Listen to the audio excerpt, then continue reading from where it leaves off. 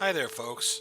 A big thank you to Aphex, Noodles, and Empy for having made this title card that we have. It really fits what we're going to be talking about in this series. Now, a lot of you might be asking, why is it that I decided to go over the classes before I went into the lore and now just start talking about gameplay? Now, the answer to that is that I simply felt that it would help with the immersion. When you pick your class, you can be the beefy warrior, the brainy spellcaster, or the dexterous rogue, and you go into there with the mindset that this is going to be the type of character that you go in and play with. And I honestly think that this helped contribute to the lore as much as it does the gameplay. I personally enjoyed playing the warrior. I mean, what's not to like? Up close and personal, armored, and bashing demons' faces in. Now then, it's about time we start talking about the gameplay. There were two options that you could do. Single player, which did have more story content, or multiplayer, which was more fun to play when you had other players, but it was stripped down to its bare core. Now, a lot of people are going to be complaining about how the multiplayer doesn't have as much content. But at the time, Blizzard Software had certain restrictions. This game came on a single CD, but the size of it is actually fairly small compared to a lot of games. Roughly, you're looking at about 600 megs. That's nowhere near the amount of gigs of storage space that we had to deal with today. And I honestly feel that Blizzard Software was trying to keep in mind, while a lot of other games were trying to go for as much content as possible with a single player variant, it was also constantly breaking immersion to have to reinsert discs or CDs into your computer whenever you had to load a new area. Instead, they had the ingenious idea of creating just enough assets to create the dungeons and areas that they needed to, and then allowing it to be randomly generated to create levels that would build upon themselves until you reached a certain level of difficulty. This meant that you could always go into different areas and it would be a fresh new experience. However, it did have its flaws. I mean, sometimes you'd walk down the stairs from the cathedral, and then you'd walk a couple of steps, and there were the stairs to level 2.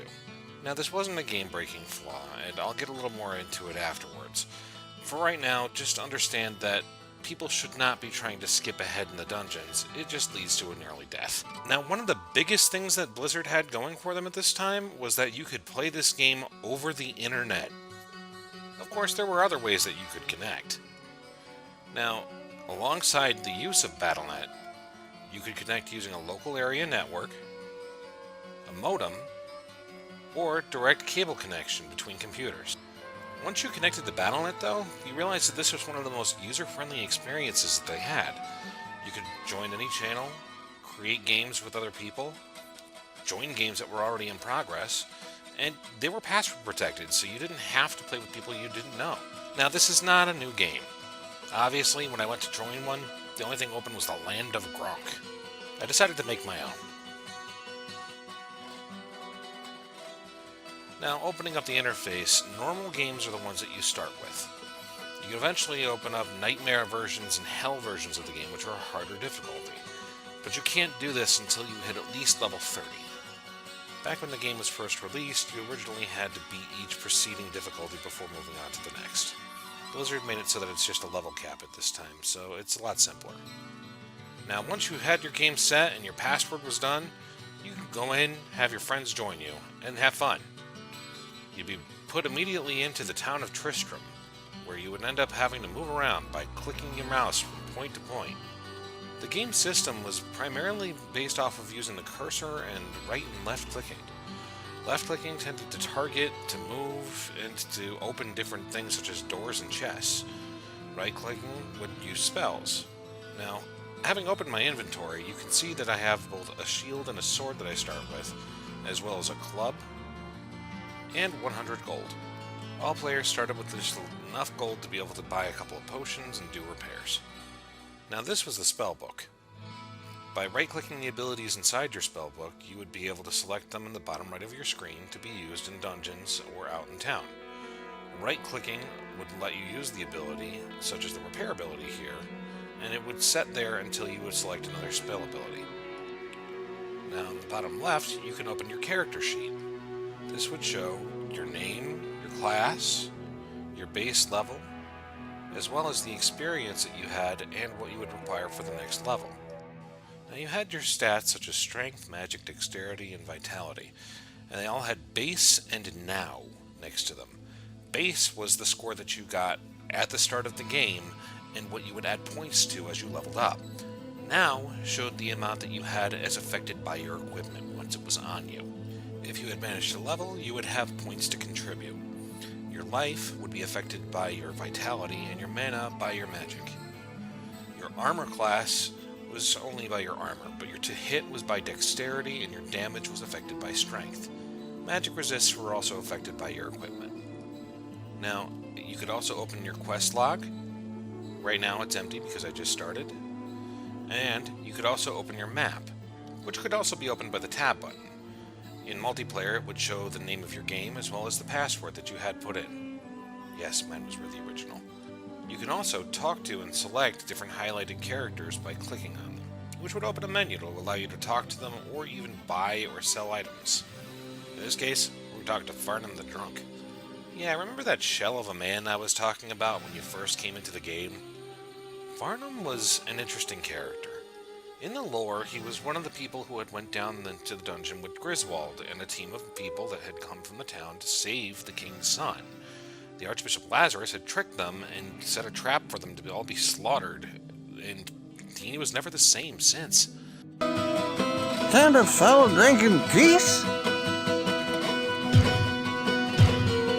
No one ever listens to me.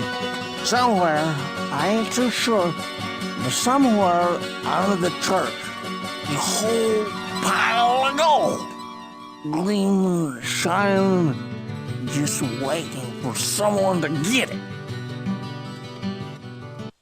Now, as you could see, Farnham wasn't exactly all together. However, he had useful information, tidbits. In this case, he was telling you there's gold to be found in the dungeon. Very basic, but it was something that you should know. All the characters helped set the mood.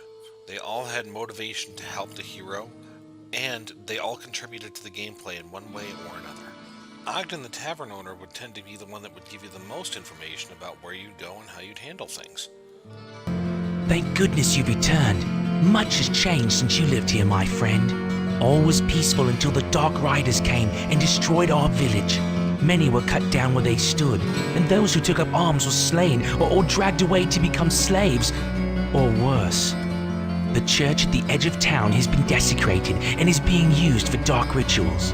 The screams that echo in the night are inhuman, but some of our townsfolk may yet survive. Follow the path that lies between my tavern and the blacksmith's shop to find the church and save who you can.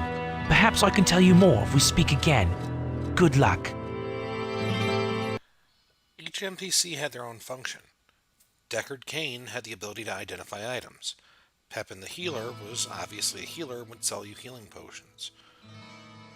Adria the witch, well, she was useful in the first game. She allowed you to get books and recharge your staves.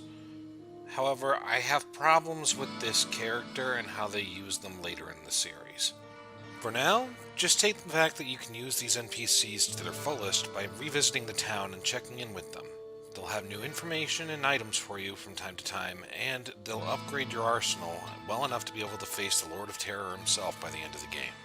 For now, let's delve into the dungeon. It's time for us to go into the cathedral and see what it looks like for our first moments of gameplay.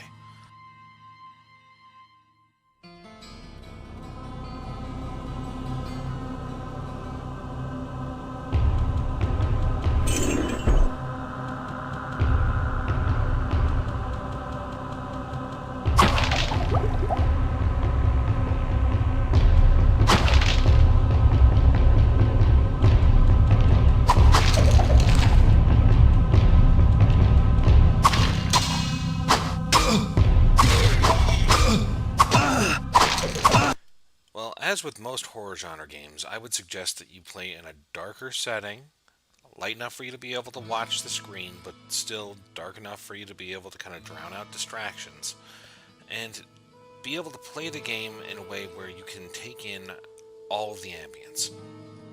If you do this, then you're able to notice certain things about the game. The low, disturbing tone of how you enter with the music coming in at a bass line with beating, pulsing drums.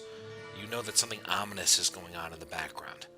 The fact that you're not immediately drowned in monsters right away shows that there's some question as to where am I going? Where are these monsters I keep hearing about? It makes you think about your setting and where you're at and where you need to go until you see your first one and you're like, alright, I'm gonna go kill it. And then you see that there's more monsters and that all of them are starting to surround you. And you're in a dark, unfriendly environment where all of these things are outnumbering you and can hit you multiple times before you can even land one blow. You would take note of your surroundings. You would figure, are there barrels in my way? Am I going to be caught in the corner with these monsters? Am I going to have to fight my way out? Is it worth trying to go after the treasure or that shrine in the corner if it's going to be me fighting some sort of elite boss that's in the corner along with 50 minions? And yes, there's loot. There's armor and weapons and things that you can upgrade yourself with. But this was also a bit of a deterrent for some people. If you went in by yourself playing nothing but the single-player version, you'd get tired of it real fast. Especially with all the left-clicking involved. Fortunately, there were ways to combat this, using spells in your arsenal that could strike at multiple creatures at one time. Chain Lightning and Charged Bolt were my favorites, and usually you could charge these things to a higher level by reading the same book multiple times. Once you had mastered the spell, you can easily fight your way out of a corner. But it also relied on the amount of mana that you had, and if you were a warrior, you were not exactly the mana powerhouse. I think that's enough for today. Next time on Ponies Playing Game, the Diablo Retrospective, we'll be exploring more of the gameplay and discussing bosses and combat. This is Deckard Spade, hoping that next time you stay a while and listen.